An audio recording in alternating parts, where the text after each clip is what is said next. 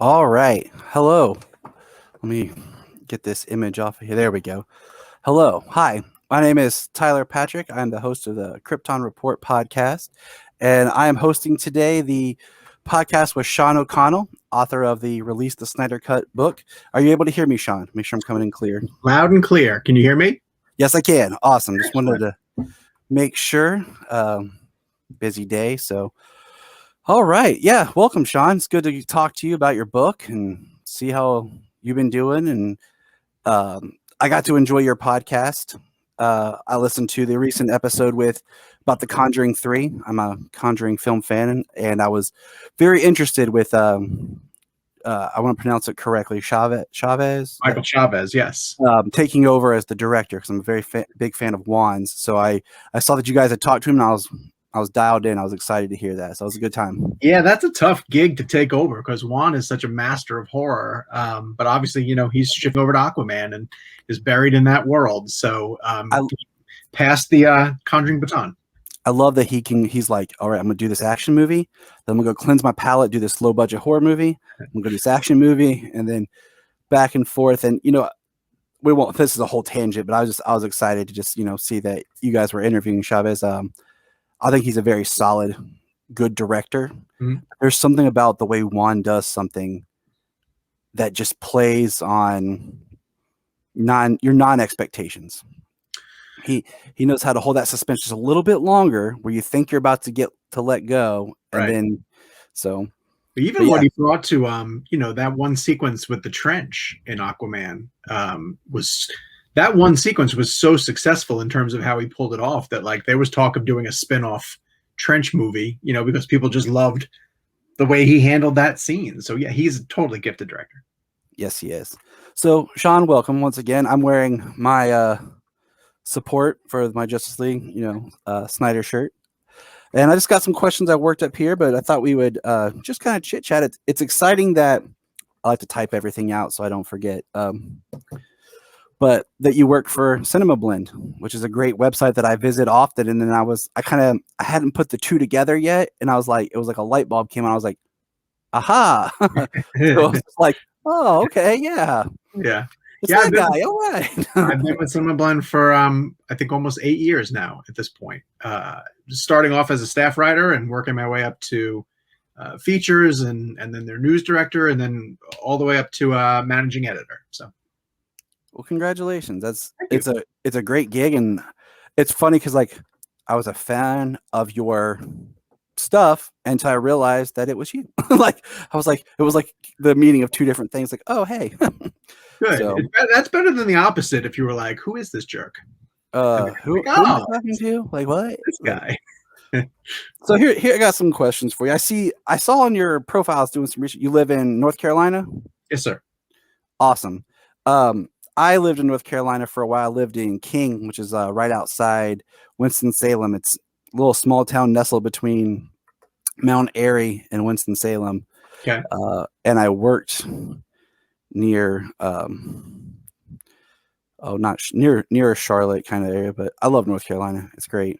So, it's a beautiful place. I've called it home for over 20 years now at this point, and it's a weird little off the radar state in that, people might come here to vacation, but they head to the beaches or the mountains. But there's these quiet little pockets, Charlotte, the Research Triangle Park, which is the Raleigh-Durham area. It's very college driven. College sports are huge down in this area. And the weather is just ideal. It's never too hot, never too cold. And so, we love it here. So that leads me to ask, how is it living in North Carolina and then doing the job that you do, being in the Hollywood news and everything, and not being physically there? That's a great question, because it is hard. It's a challenge you have to almost establish yourself first or early on, because I'm in Charlotte and it's not considered a major market. And the closest thing to us would be Atlanta to the south, or even Washington, D.C. up to the north. And over the years, I've watched Charlotte kind of grow and become a bit of a player on the Hollywood radar. For a while, the North Carolina was a great place for filmmaking. People would use the backdrops because you had the beaches, you had the mountains, you could have city landscapes, you can cover a lot of different areas in states, but then we lost a lot of that filming to Georgia. So I was kind of positioned here to go cover like Hunger Games filmed here, Iron Man 3 filmed here, a lot Didn't of the Sparks movies filmed there. Yeah, I know that because see that's what drove us to North Carolina. Mm-hmm. I won't go into my whole story, but that's what brought us down there. And then a friend of ours, her sister's husband was from the location where they had filmed the Nicholas Sparks movie, Safe Haven. Oh yeah, okay. So we had went out there, checked it out. And wasn't the first Conjuring filmed in North Carolina? I got to go to that set actually and watch them film. And I remember that when Kevin Smith was down there for Tusk, because that's right as we had moved down there, and I was like, "Hey, that's funny." Yeah. But so what it requires is a lot of travel. I'm up in New York or out in Los Angeles a lot prior to everything shutting down. Obviously, obviously changed now since this point, and that's made it a little bit easier. Is because everything's virtual now. Like, I mean, look at us being able to host this convention right now and be guests with each other. So the industry is shifting in that direction. But prior to it, did require a lot of travel to go to where the things were happening, and so now I'm able to sort of do it from this office. It's exciting, and it's also nice to just be at home and do your thing. Like, we're in the process of moving, so I had to create this nice backdrop of. I like it. Thank you. It was my wife designed it for me, so shout out to Jania there for that. Very cool. So what I wanted to ask you also is, I see that you play guitar and drums in a band. I see your guitar back there. My next question is, do you need a bass player? Yeah, always. Right now.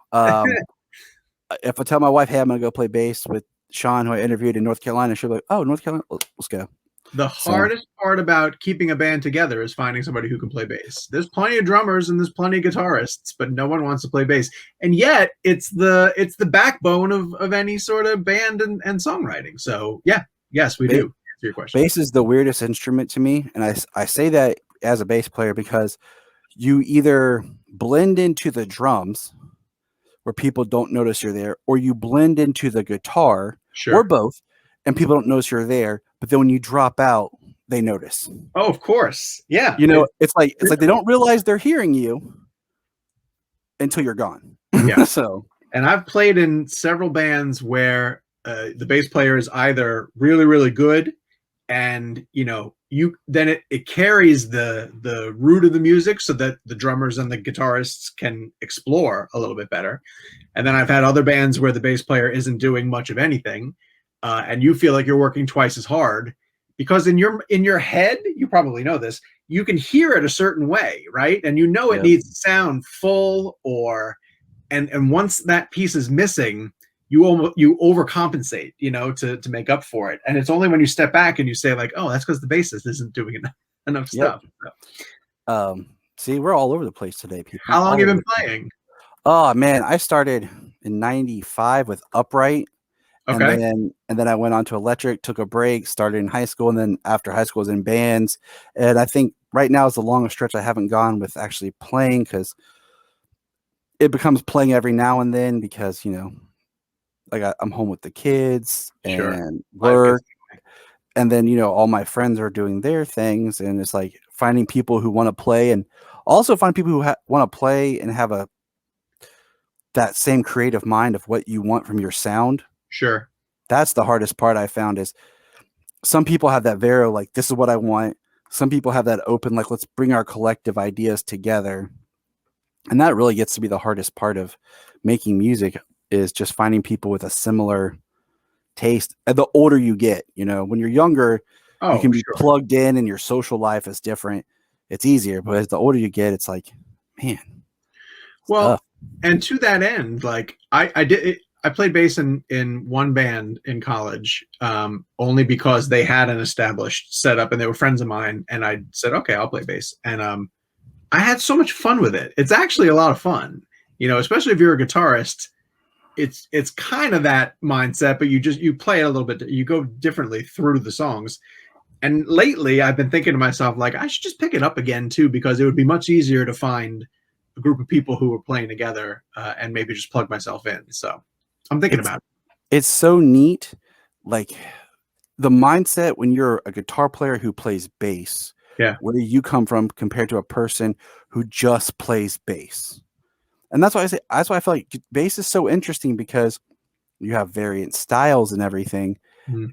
And like I said, I remember I played this one show and they were very much like a heavy band where the bass was very much just thumping, Yeah.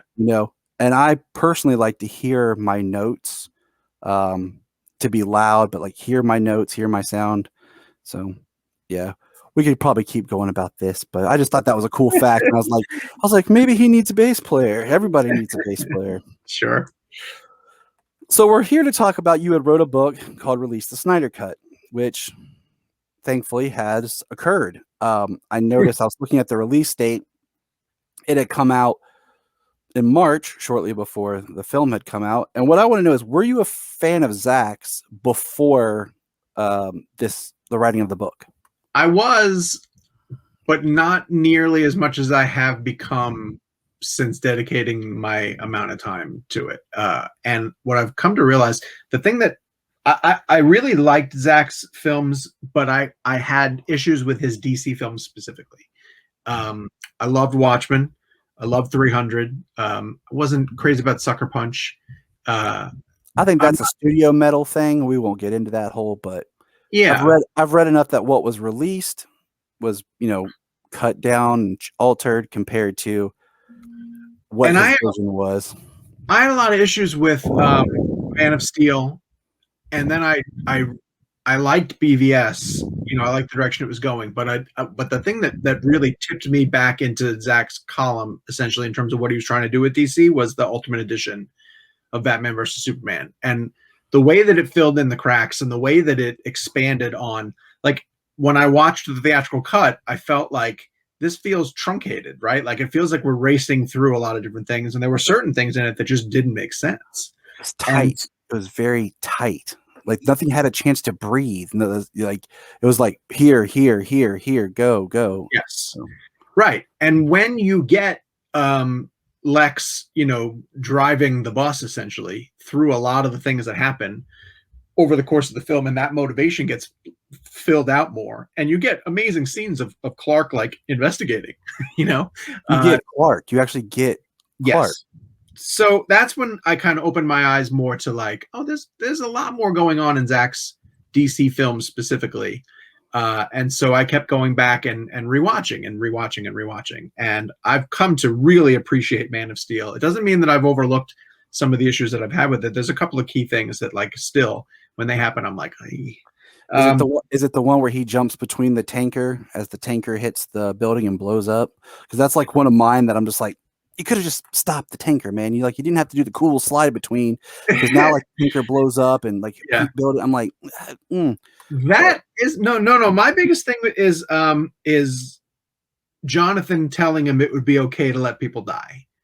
I can't get past that. Like, I'm always going to have an issue with that, and it's just I don't know. I'm not quite sure. I understand it. I completely understand why Zach is doing that in there. I don't agree with it, but that's okay. Like, you're allowed to do that. So yeah. So that brings my next question is, which film would you say is your favorite film of Zach's? Oh, of his DC films or in general? Overall, in general. It's probably Ultimate Edition of BVS. That is such an ambitious film. And when you look at all that it accomplishes, it's really fantastic. I love right from the get-go how it figured out a really clever way to put Bruce into the end of Man of Steel, and show you that this is how a very distrusting character like Batman would be extremely wary of an alien creature who had the ability to potentially wipe us out. Like, that's a great motivation for moving Batman through this world or introducing him into this universe. And, that's a hard thing to do. And I know that people at the time wanted to see like a Batman Superman team up movie. And Zach just chose like, no, I'm going to come up with a story where they are antagonists, but give you a legitimate reason why they're antagonists. And it wasn't until Ultimate Edition really laid out how and why they were being worked against each other by Luther, that I was like, oh, this is really, really great. And that's the one where I go back and rewatch that multiple times. So I think that's got to be the one. I really appreciated the introducing Batman older.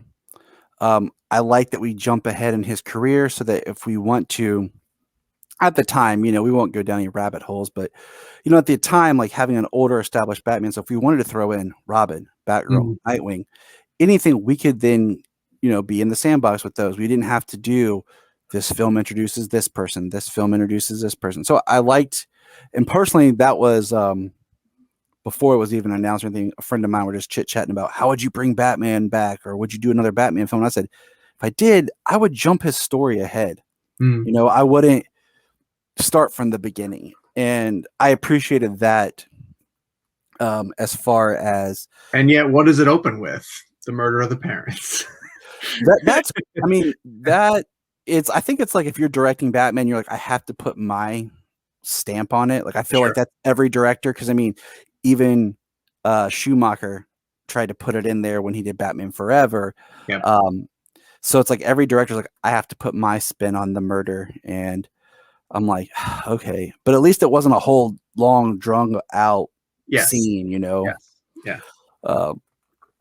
So with that,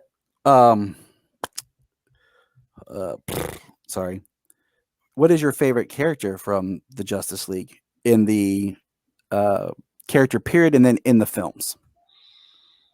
My favorite is Flash, because I really love that story of him getting into sort of criminal analysis, criminal investigation in order to prove what had happened to his mother. I think that's a terrific story. I love the element of Reverse Flash. I think he's a terrific antagonist. Batman's obviously got the best rogues gallery. No one's going to question that. But I kind of dig Flash's his enemies. They're kind of cheeky. They're a little bit campy. But I really like Reverse Flash a lot.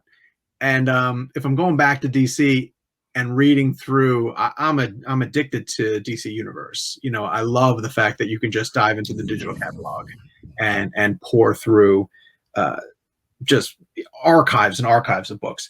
I find myself most recently reading a ton of The Flash, Shazam, and a ton of Nightwing. And then I'll dip back into Batman and Superman runs, sort of classic Batman and Superman runs. But I love Flash. I often say that Flash is my favorite character in the Justice League movie too, especially in Snyder Cut, because I feel like Ezra finally got a chance to explore some elements of him. But I'm kind of looking forward to seeing what he gets to do in a solo movie, and really become the centerpiece of the film. So for that reason, I think my favorite film in the Justice League movie is Ben Affleck's Batman. I just think he's such a terrific interpretation of both Bruce Wayne and Batman.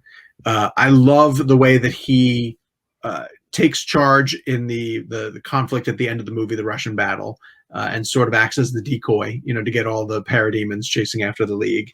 I love the fact that just like in a situation where he's a human in this conflict of gods and aliens, and he's the bravest guy who's diving right through it. So yeah, I think my favorite character in the Justice League film right now is Bruce, but that's changed. That keeps changing from week to week. So, and I understand that, like, the one character going into the Justice League period, the films, that I was most like about was Cyborg. But then getting to actually see Cyborg's story played out, I was like, man, I am a fan of this character in this film. Like, this really is like the character that I came into with the least interest in, but left like, wow. And it's crazy how much it got changed, in theatrical cut. Like, there's so much great backstory and so much emotional hook to his motivation that gets restored. Him going into the mother box and seeing what his life could have been had he avoided the accident that changed his trajectory is really heartbreaking. Like, I've watched it with my kids, of course I watched it first to just make sure. And like, there's a lot in there and it's interesting the stuff they pick up on. And you were talking about like with Batman and he'll ask me like, why is Batman like this? Or why is Batman this? And I'm like, you got to think about it. Batman's human and all these people are alien or super powered. And he's just a guy in armor, with, Yeah. with his gadgets. And he's the leader. He's the brains. He's trying to, position everybody, Hmm. what to do. And my son's like, yeah, yeah. He's 6. So he's like, I got it now. Like, Yeah. so what got you interested in writing the book? Like, what was that spark where you're just like, okay, I got to do this. Like this has to be told. This has to be cleared up. This has to be told. Because we know that there was a whole social campaign. There was rumors. I followed Man of Steel, BVS, and Justice League ridiculous to where, I had copies of all the trailers, every little promo snippet, like the AT&T when they did little like advertisements. And like I had noticed footage in those that weren't in the theatrical film. Hmm. And with, just watching enough movies and thinking and having read enough about what the movie was to be, I could see little parts like, okay, that's a reshoot. That Hmm. is a reshoot. That is different. And then, so when was that point for you where you were like, I have to say something? Well, it really was happening over the course of everything that you just discussed, which is seeing this play out over the course of Zach stepping away from the film, Zach getting replaced by Joss Whedon, the fact that the theatrical came out and was as bad as it was, like all of these elements were always really interesting to me. But just the way that you described that now really speaks to why I wanted to put this story on paper, is because I know that there's a fan base. It doesn't really matter what your fandom is, whether it's Star Wars or Marvel or Star Trek. Like, there are people who are so passionate about certain material that they are going to, as you say, collect every trailer, and analyze every piece of footage. And a Justice League movie is extremely, extremely important to them. You can see people who are watching over my shoulder, like I'm a Marvel kid, and I loved the act of seeing the Avengers get together. And when I stepped back and thought about how, if you're a DC fan, if you're a fanatic of these characters and you love them and you've loved them your entire lives, and this is your opportunity to see them in live action, paired up for the very first time, and what you get is that theatrical cut, that the studio decided this is good enough, just take this and be happy with it. It's such an insult, it's really a slap in the face at people who have supported these films and have invested in these characters. And I wanted to sort of document that disrespect, because I think that it's unique to the film community. Quite often, filmmakers are really trying hard to deliver something that fans would enjoy. So as I started to really piece together all of the things that had gone wrong, I realized that there's a much bigger story going on here, that could potentially propel a book. And then the next step to it was, my wife was the one who sort of said, like, okay, the film element of it is really interesting, and I get why you're interested in all of that, but she's like, I'm way more interested in the human element of the movement and the people who are spending all their time on social media and pushing the hashtag and raising money for AFSP. And once I started to figure out that whole side of it, I was like, oh, there's a great story here. And truly, I mean, the reason I'm in film journalism in the first place, the reason why I love movies as much as I do, is because I just love stories. Mm-hmm. I'm a story junkie, and this is a terrific story from no matter what element you take it from, whether it's Zach's side or the Hollywood side or the fan side, like all of it's compelling. And so as long as you can get to the heart of what makes it interesting, I figured it would be a pretty good book. And you're talking about, putting together the book. One of the questions like I thought about would how, like, you have, of course, being with Cinema Blend, the ability to talk to more legitimate sources, but how are you able to kind of navigate to understand what was real, what was studio puff, what was just fiction and rumors, so that you could tell the most clear story and understanding of what occurred? Yeah, it's hard because you have to put a lot of faith and trust into.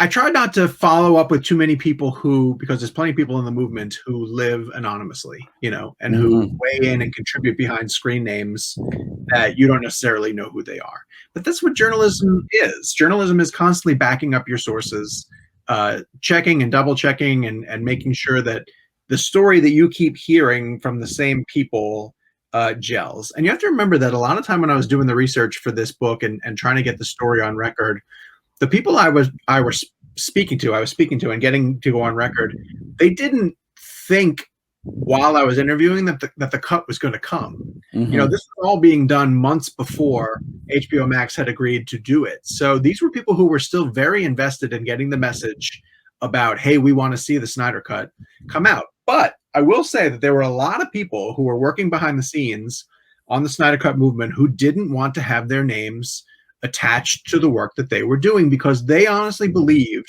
and it took weeks, if not months, of convincing them that, hey, this is in your best interest. They didn't want to pull any focus away from the fight to get Zack's movie restored. They never wanted to make it about themselves. And so that lent an air of, I think I can trust where these people are coming from, because they're not in it for themselves. They're not trying to make it about themselves. They're keeping their eye focused on the prize of getting the Snyder Cut of Justice League restored. But of course, everything that I picked up, like you said, being at Cinema Blend gives you access to other people who are in positions of power who can either verify or shoot down or point you in another direction. There's a lot of elements where you get told something and you go to verify it and it kicks you up to the next level, and then you pursue another sort of avenue, and all that just takes time. But that's part of the journalism process.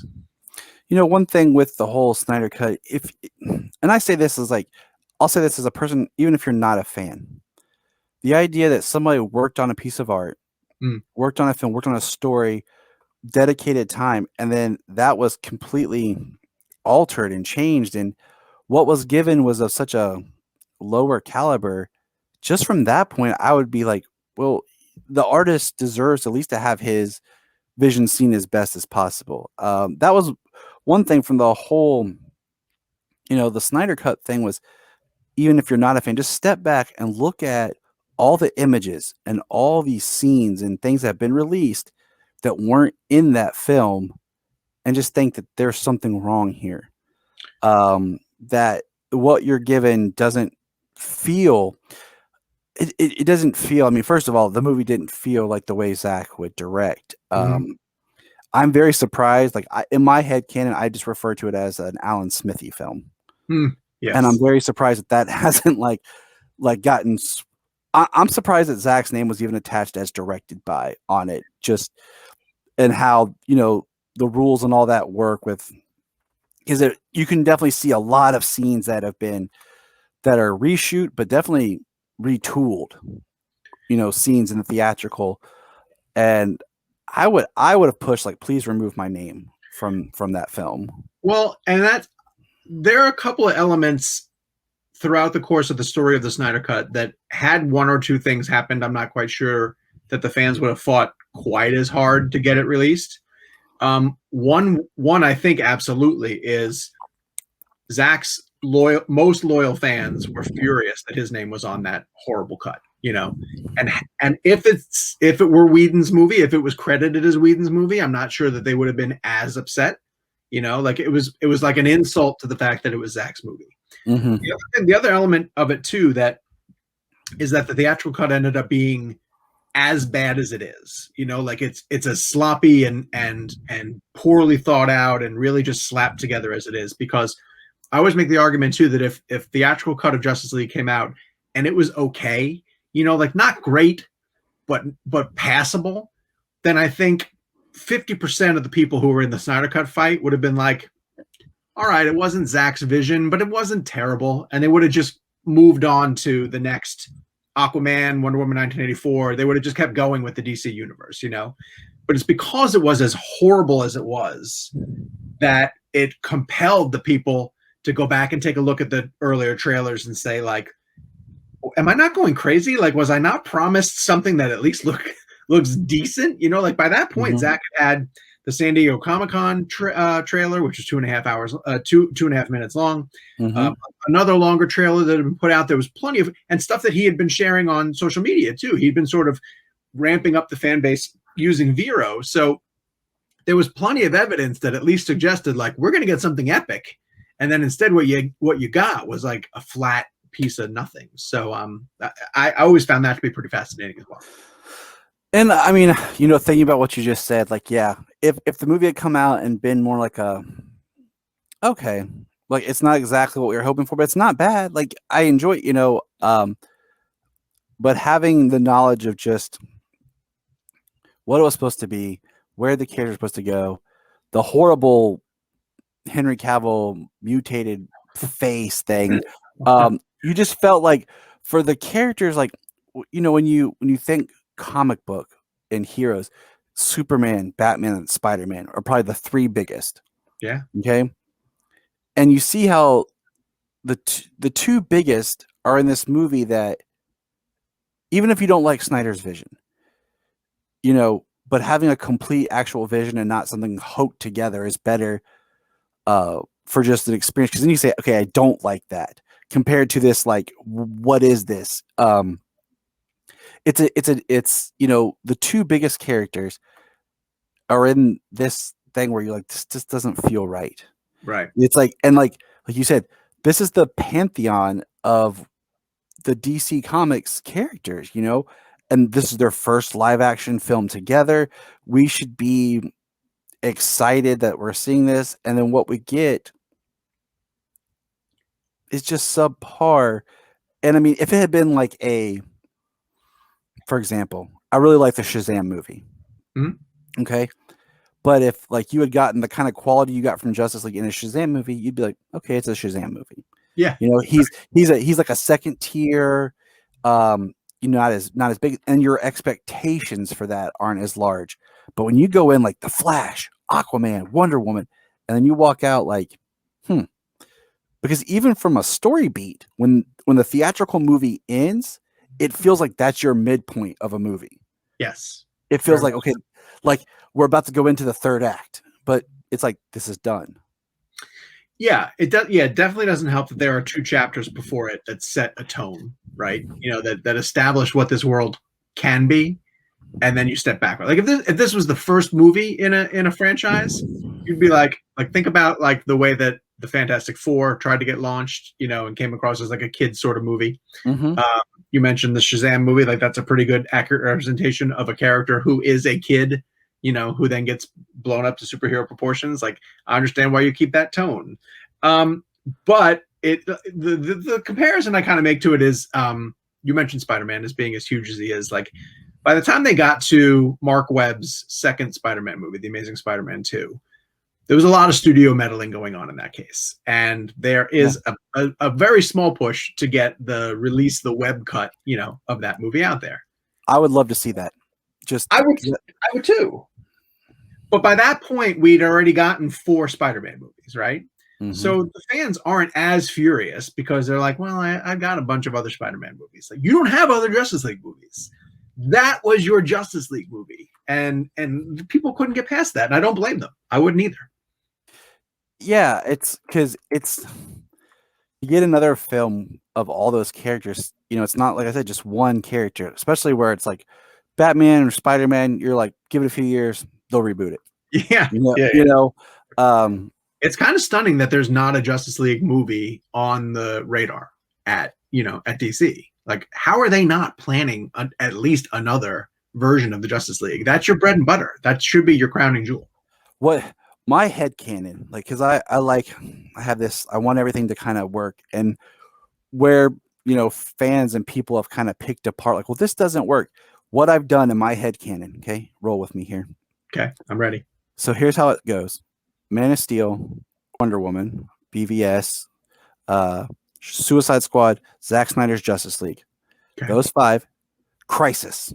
Because Ezra Miller was in the Crisis movie or the TV event, it connected it. Then you have now the post-Crisis DC movies, which would be the Justice League, because Warner Brothers wants that to be canon. Aquaman, Birds of Prey, Shazam, Wonder Woman 84, The Suicide Squad. That's how my headcanon explains the tonal changes and Okay. any story inconsistencies that don't line up with what was done before. Like that's how I view everything. Is a throw Crisis in there. And that's why Wonder Woman in 84 feels like a little bit of a different Wonder Woman than we've seen in her first standalone film. She does. Yeah, it's very true. Post Crisis. So I like it.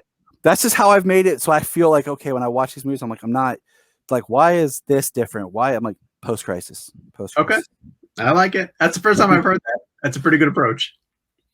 I have to make things work because, or I'll, you end up in those nerd geek conversations of, well, in this movie they established this, but in this one they I'm like, yeah, you're right, but it can be looked at. So I'm just like, post crisis. But they want their cake and eat it too. They want to be able to do a Joaquin Phoenix Joker movie and not have it connect to anything. They want to be able to do Matt Reeves and Robert Pattinson without having to connect to anything. It's hard to do cinematic universe and also do those sort of Elseworld projects. I mean, I don't need everything to like connect where I have to have everyone appear in every film, but just that idea that the worlds are connected is a nice feeling that we could see them together. We could see these characters. I'm excited for the Batman, but at the same time, like, it's sad that foreseeable future, we're not seeing these characters again and getting to see how all of them together would become, like the really well done team that we want for the Justice League. Yep. Or even just Henry Cavill showing up in Black Adam. Yeah. And him getting a chance to just put his capper. My wife explained when we watched Man of Steel was, you have a film, Man of Steel, it's very much a Kal-El type film. She's like, Clark is trying to figure himself out as who Clark is. Superman's trying to figure himself out who Superman is. And then we get to BVS, and we don't really get a chance to explore Clark through interactions with other people as much, because most of the people he interacted with was like Perry and Lois. Right. And when he's with Lois, he's just himself. And then even Superman, we don't get to see a lot of interactions with other people as far as like talking to them or anything like that, other than just maybe a quick comment here or there. And I feel like, having that third film to really like who this character is, getting, him to the character's journey as he's embraced who he is. One of the biggest things for me was in Zack Snyder's Justice League when he comes out in the suit and, he flies off to help them, that's his character accepting who he is. He in Man of Steel, he was very much pushed to come and reveal himself because of Zod. This is now like being brought back as his second chance. He could have stayed dormant and done nothing, but he chose once again to don his alien heritage, to stand as Superman, and to go out there. And I feel like that's when he knew who he was, and not getting a film that lets him tell that story, right, is heartbreaking. It is. I know it's lost potential. That was always going to be something difficult when I talked to a lot of people in the Snyder Cut movement as we were leading up to the potential of that movie's release. And I kind of asked them, like, how do you guys feel about the fact that if you get the Snyder Cut, that might be it, that the studio is going to give you the movie that you've been asking them to see, but it might not lead to anything else. And for the most part, everyone was like, that's fine. I'm okay with that. I just want to see Zack's vision for a Snyder Cut, for a Justice League movie. But it's really hard now after seeing it to not say what you just said exactly, which is, now I wish they got a chance to continue. So continue in some form where we got, Henry Superman getting a good send off, a good kind of closure. Like, it doesn't, we've heard about what Zack's visions for number 2 and number 3 were. Even if I didn't get that, just something more. Because I would have loved to have seen Superman fight Darkseid. Yeah. Yes. It would have been terrific. and then we're not getting that, New Gods movie, supposedly because of the Snyder Cut killed the New Gods movie. Yeah. So I wasn't sure Ava was the right choice for that movie anyway. I never had like the feeling that was going to happen anyways. Mm-hmm.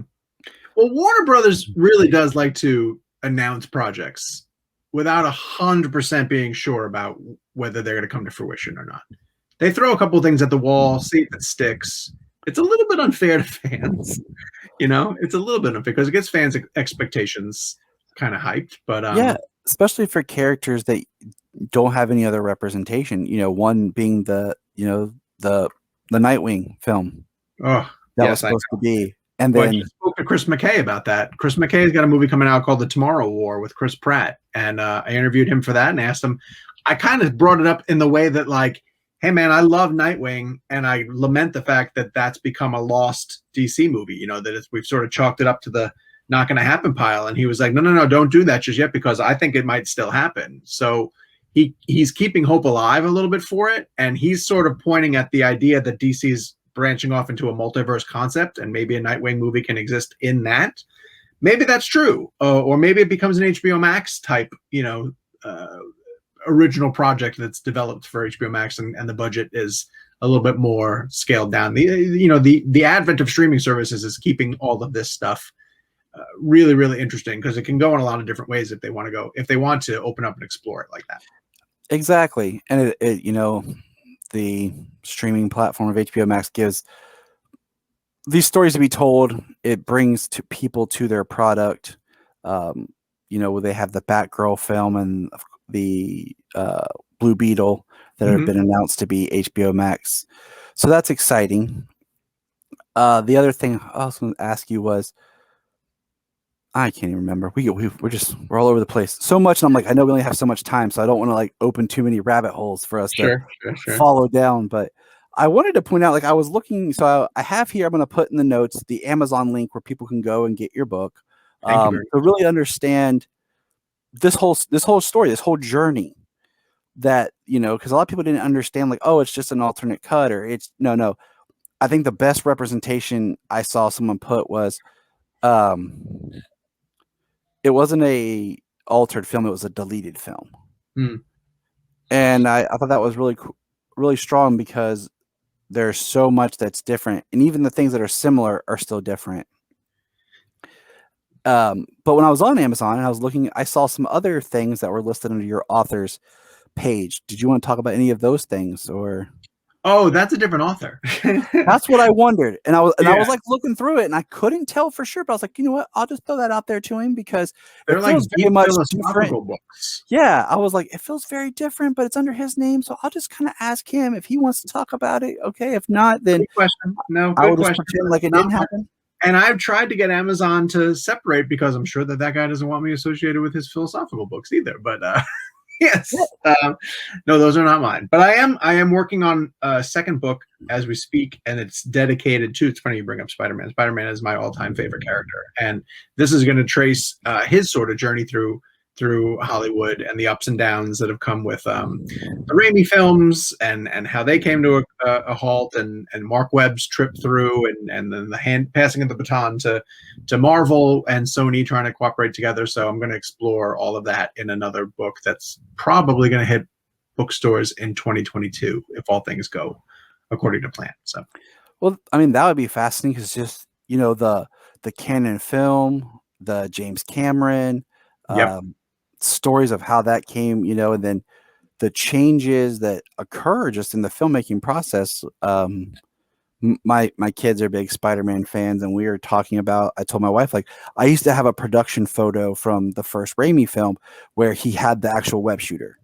Oh, really? Okay. Nice. It was the scene where he's in his room and he had the actual web shooter. And then of course, when the film came out, he had the organic. Right. And I'm like, it's really interesting, those little stories that you can pick and choose and learn about. And Spider-Man has just as much history in a more, feels like, condensed period of time than, say, Superman and some of the other characters absolutely do. And a lot of the people who worked on those Raimi films, I got a chance to interview John Dykstra, who was really figuring out the visual language, like of how to move Spider-Man through. And John Dykstra worked on A New Hope. Like he got an Oscar win for doing the original Star Wars. Like he's as pioneer gets, and here he is trying to apply. How do I bring a character like Spider-Man off of the page and into live action in a way that looks credible, that it's not just a wonky cartoon type character. So some really fascinating stories I'm getting. I always thought that Spider-Man was a great character, and I always felt like it was as if someone looked at, and I mean, this can be true or not. It's just, it feels like they took Jimmy Olsen and Superman and was like, put him together. Like if I'm going to make my DC comparison, I was like, because he has a lot of those same aspirations of both those characters. Spider-Man is my favorite Marvel character. If I had to pick out a favorite, and so I would look forward to reading that book, just to see, because it's coming your way. Yeah, I mean, it'd be great, because one of my favorite books, I'm blanking on the author, and I totally forgot till we were talking, was called the $1 Billion Batman. I read it about 8 years ago. It was just about, similar to what you're talking about, Batman's journey and Bob Kane's history and Bill Finger's history and who did what happened, and then the financial success of Batman as a brand, and how Bob Kane profited and what he did to how he would hire other people as like ghostwriters and artists to do Batman stuff, but he would then take the credit or all that. It was a very fascinating story and book. I had bought it digitally, like it was about 8 years ago, and read. So it'd be interesting read for you sometime if you ever feel like definitely jot that down. Yeah, I'll definitely jot it down.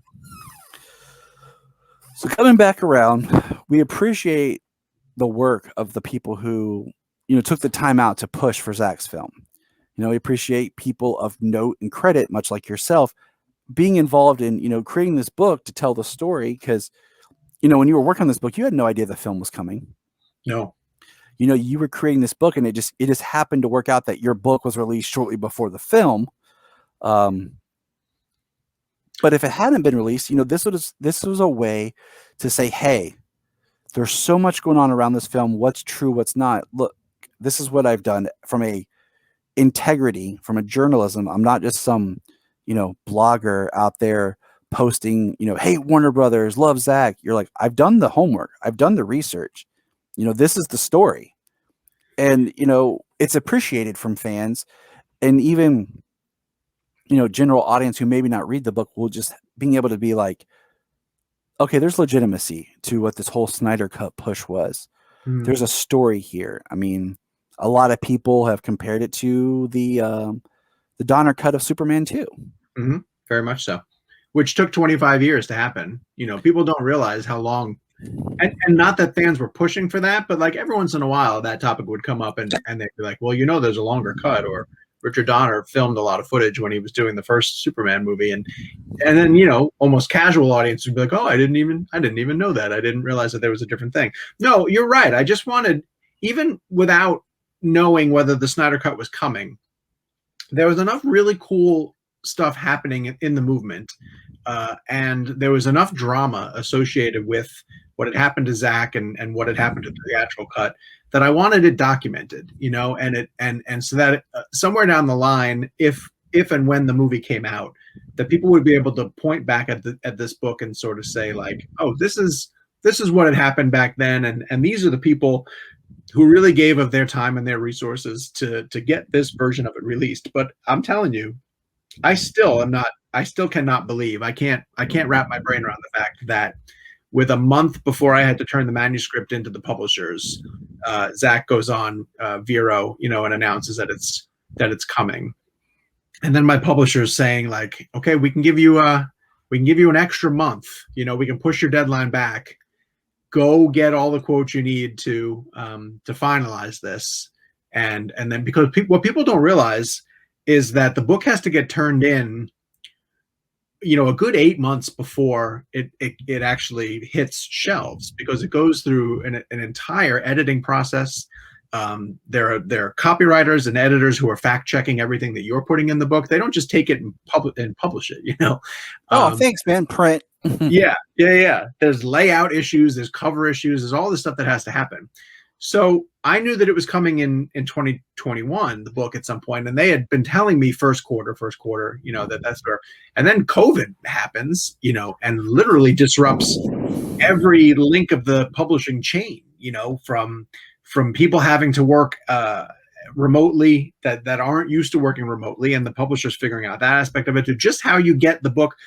I have people in the UK who have been patiently waiting for this book to get there. And the way to get books overseas has completely slowed down, and they've been pushing back the release date on that. So you're aiming at a target, and the target's constantly moving, and yet somehow the book still lands, 2 weeks before the movie hits HBO Max. Like, that's impossible to me, and I will never understand how lucky I was to have the timing of that sync up the way that it did. I mean, it's great because, it works out because, when your book lands, it's really the hot topic. If people are talking about, people are like, and then people who don't know what is going on, it's a quick reference guide to, well, this is the story about this. Oh, okay. I can read this. I can go through it. It's funny. You were talking about like the UK. I learned, I wasn't sure if it would work, but I was able to actually purchase my 4K Blu-ray of the Snyder Cut from Amazon UK. Yeah, sure. I've heard it's available there early. Yeah, because I have friends in the UK who are posting things about it, and they had never made an announcement for physical release here in the States. Yep, still haven't.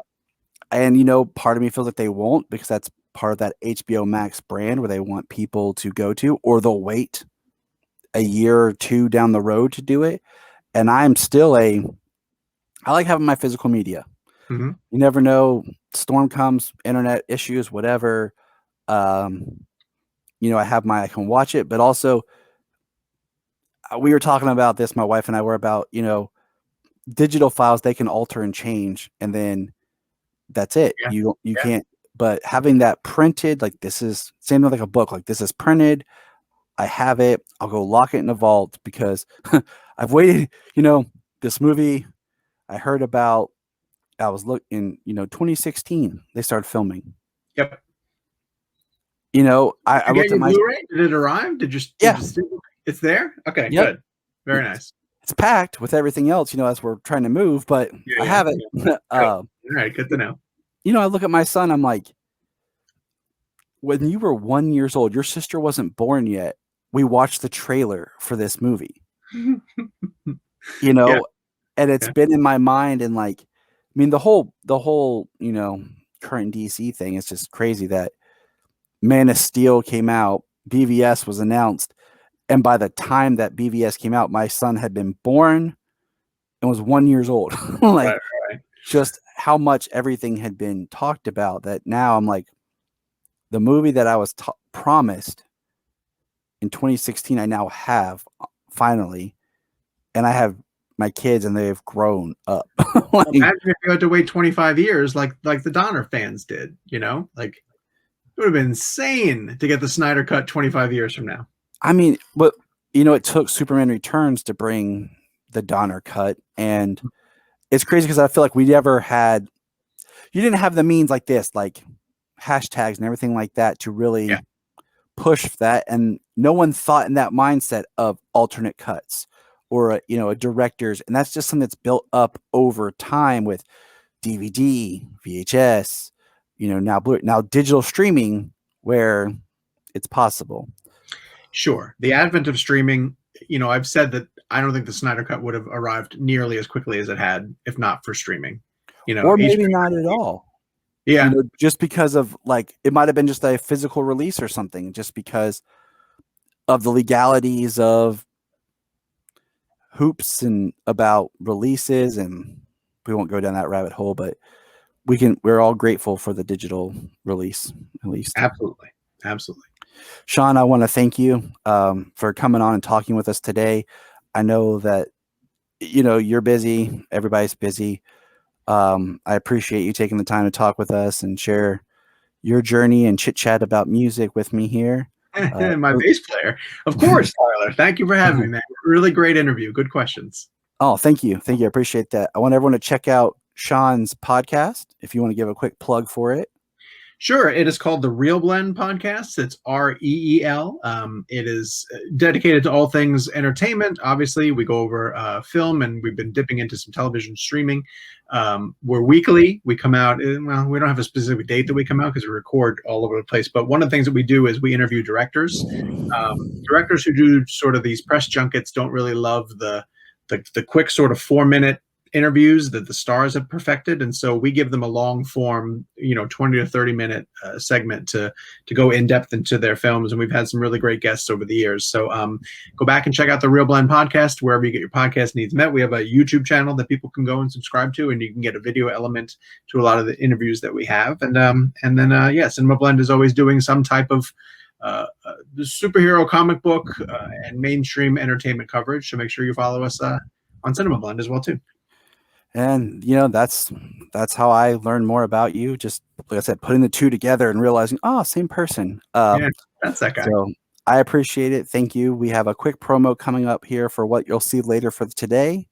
Also for the Actors Fund. And if you're not familiar with the Actors Fund, we have a promo for that so that people understand that not everyone in the entertainment industry makes a ton of money. There are, actors who don't make a lot of money or don't have the resources that normal jobs provide, that the Actors Fund helps, people in all positions, from your best boys, your grips and everything with times like we just went through with COVID. So if you would like to check that out and see what that's about, we appreciate that. We're trying to raise some money and awareness just to help those people out, in this time. And once again, Sean, thank you. Always a pleasure. Thank you. And I think, Kelly, you got it pulling up now here for our ad. And this convention is also a fundraiser for the Actors Fund. The Actors Fund fosters stability and resiliency and provides a safety net for performing arts and entertainment professionals over their lifespan. You can support the Actors Fund by following the link below and donating. Every donation also enters you into our sweepstakes and gives you a chance to win these fantastic prizes.